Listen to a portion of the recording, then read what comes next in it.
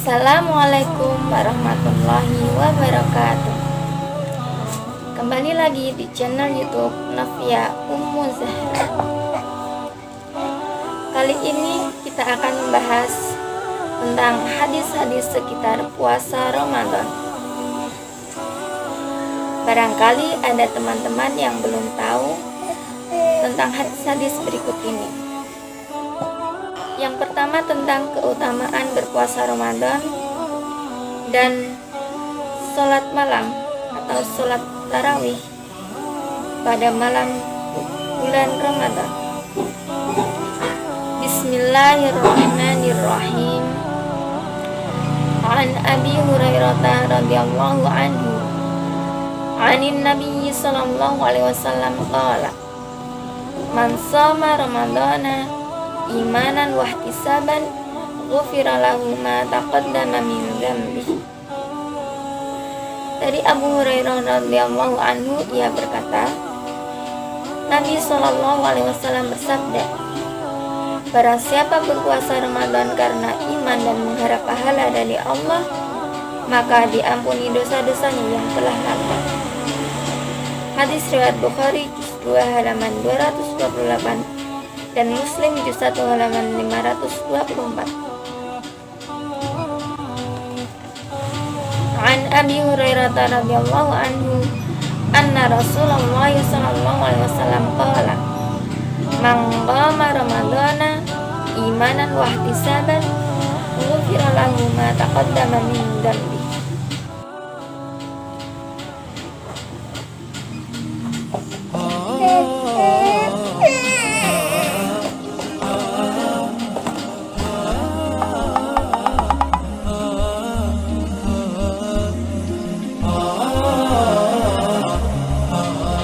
Dari Abu Hurairah radhiyallahu anhu, bahwasanya Rasulullah sallallahu alaihi wasallam bersabda,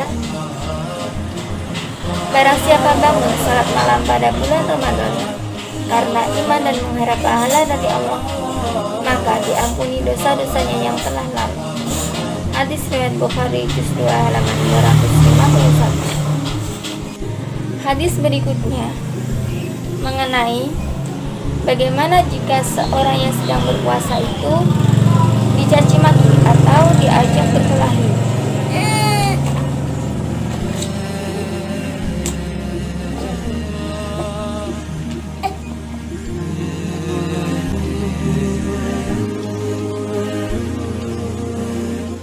Dari Abu Hurairah radhiyallahu anhu, bahwasanya Rasulullah SAW bersabda, puasa itu perisai, maka janganlah ia berkata-kata keji dan jangan berbuat kebodohan.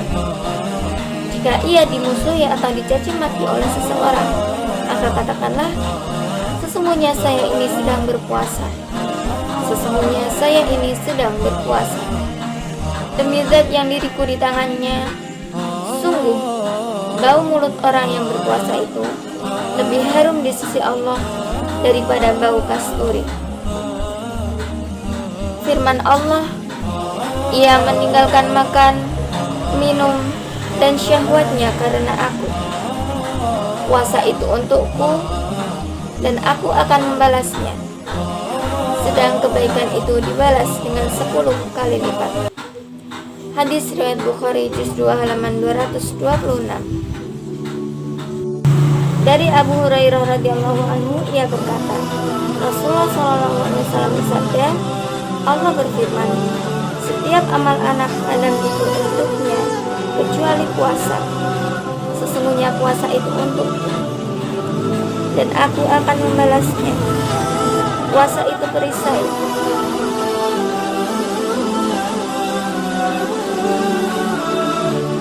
Apabila salah seorang di antara kalian berpuasa pada suatu hari, maka janganlah berkata keji dan jangan berteriak-teriak. Jika ada seseorang yang mencaci makinya atau menyerangnya, maka hendaklah ia mengatakan, sesungguhnya saya sedang berpuasa. Demi zat yang jiwa Muhammad di tangannya, sungguh bau mulutnya orang yang berpuasa itu di sisi Allah lebih harum daripada bau kasturi.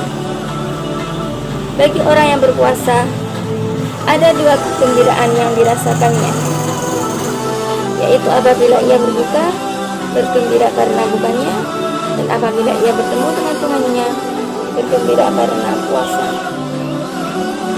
Hadis riwayat Bukhari juz 2 halaman 228. Hadis selanjutnya tentang larangan berkata-kata dusta pada saat berpuasa Ramadan. Dari Abu Hurairah radhiyallahu anhu, ia berkata, Rasulullah Shallallahu alaihi wasallam bersabda, barang siapa yang tidak meninggalkan kata-kata dusta dan perbuatan dusta, maka tidak ada kebutuhan bagi Allah dalam hal ia meninggalkan makan dan minumnya. Hadis riwayat Bukhari juz 2 halaman 228. Jadi kalau kita tetap berkata dusta pada saat berpuasa Ramadan, kita hanya akan mendapatkan lapar dan dahaga saja, atau tidak mendapat pahala. Hadis berikutnya tentang berbuka atau berpuasa pada bulan Ramadan dalam keadaan musafir itu sama saja dan tidak boleh saling mencela. Jika dalam keadaan musafir ada yang berbuka atau ada yang tetap berpuasa, itu sama saja, karena yang berbuka atau tidak berpuasa itu mengganti di hari yang lain, sebagaimana dalam hadis An Abi Darda'i radhiyallahu anhu qala kharajna ma'an nabiyyi sallallahu alaihi wasallam fi ba'di asfarihi fi yaumin harin hatta yada'ar rajulu yada'u ala ra'sihi min syiddatil hari wa ma fina sa'imun illa ma kana minan nabiyyi sallallahu alaihi wasallam wa bani Rawaha. Dari Abu Darda radhiyallahu anhu, ia berkata, kami keluar bersama Nabi sallallahu alaihi wasallam dalam sebagian perjalanan beliau di hari yang sangat panas.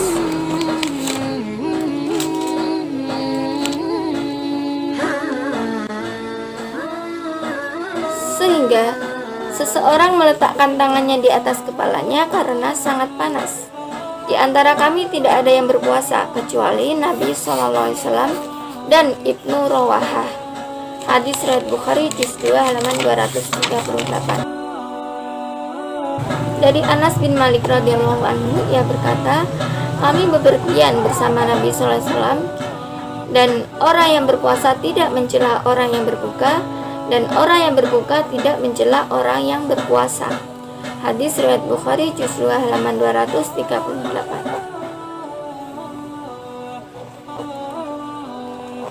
Hadis berikutnya dari Jabir bin Abdullah radhiyallahu anhu, ia berkata, ketika dalam suatu perjalanan Rasulullah sallallahu alaihi wasallam melihat kerumunan orang dan seseorang telah dinaungi.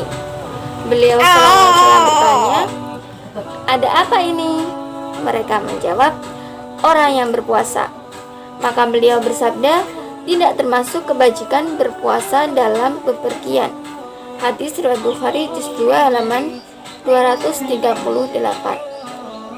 Jadi yang mau berpuasa boleh, yang tidak berpuasa boleh kalau dalam keadaan musafir atau dalam perjalanan. Masya Allah. Jadi tidak boleh saling mencela.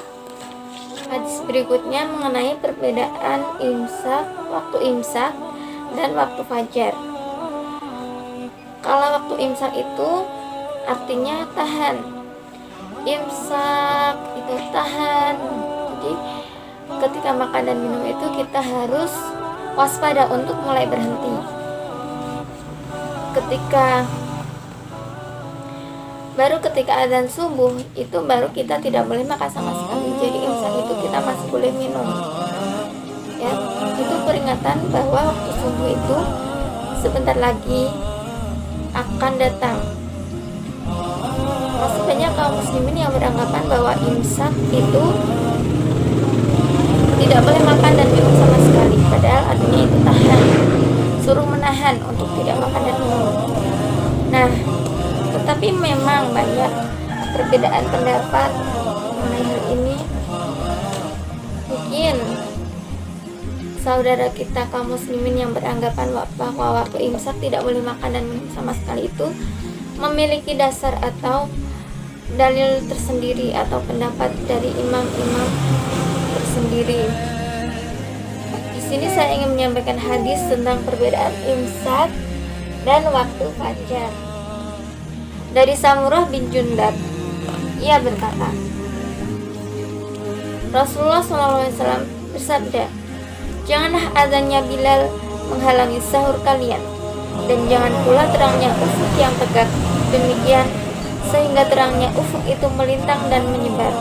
Hadis riwayat Abu Dawud juz 2 halaman 303. Jadi maksudnya ini waktu imsak itu ketika Bilal azan itu masih waktu imsak dan ufuk yang tegak atau sinar fajar yang tegak itu masih boleh makan dan minum. Hanya kita harus waspada untuk segera berhenti. Baru ketika ufuk menyebar artinya fajar sudah terbit, itu baru tidak boleh makan dan minum sama sekali. Hadis berikutnya dari Salim bin Abdullah dari ayahnya bahwasanya Rasulullah Shallallahu Alaihi Wasallam bersabda, sesungguhnya Bilal itu azan pada malam hari, maka makanlah dan minumlah sehingga Ibnu Ummi Maktum azan. Abdullah bin Umar berkata, dia adalah seorang yang buta, tidak berazan sehingga dikatakan kepadanya, sudah subuh, sudah subuh. Hadis riwayat Bukhari juz 1 halaman 153. Jadi azannya Bilal ini adalah waktu imsak, dan ketika Ibnu Ummi Maktum azan itu berarti sudah waktu subuh. Karena Ibnu Ummi Maktum ini adalah seorang yang buta, sehingga harus ada yang memberitahu bahwa sudah subuh baru dia akan azan, sehingga mantap atau yakin bahwa ketika Ibnu Ummi Maktum azan berarti sudah masuk waktu subuh. Demikian video sharing hadis hari ini, semoga bermanfaat bagi teman-teman. Alhamdulillahirabbil alamin. Jangan lupa like, komen, dan subscribe agar kita semakin semangat untuk membagikan video yang bermanfaat. Assalamualaikum warahmatullahi wabarakatuh.